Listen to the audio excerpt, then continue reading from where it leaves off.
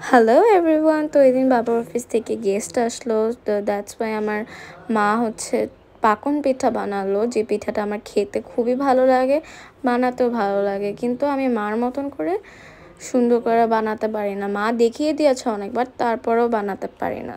তো মা ওই দিন করেছিল গরু মাংস, চিতই পিঠা, চালের রুটি, তারপর হচ্ছে খুদে ভাত আর নানা রকমের ভর্তা।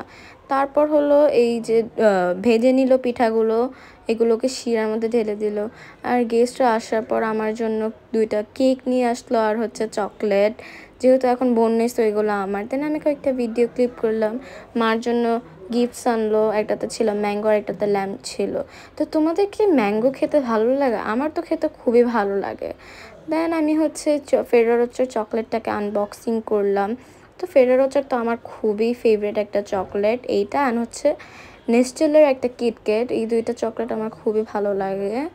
তো এইটাকে আনবক্সিং করতে করতে লাইক অলমোস্ট অনেকক্ষণ লাগলো। দেন এটাকে বের করলাম, দেন কেক আনবক্সিং করলাম। তার কেক যেটা ছিল ওইটা হচ্ছে হট কেকের মাড কেক ছিল। তো এই কেকটা খুবই মজা, খুবই লাইক ফ্রিজে রাখার পর খেলে মজা লাগে না, বাট এমনিতে নর্মালি খেতে ভালো লাগে। দেন হচ্ছে মা ডেজার্ট বানিয়েছিল, কিন্তু এটার আগে ছবি নেওয়া হয়নি। দেন আমি কয়েকটা পিকচার তুললাম, অ্যান্ড হোয়াইট কালারের কেকটা হচ্ছে অরেঞ্জ ফ্লেভারের ছিল। দেন আমি নিজের একটা ছবি তুললাম, ভাই আপু এসেছিলো, ওদের সাথে ছবি তুললাম। Okay bye.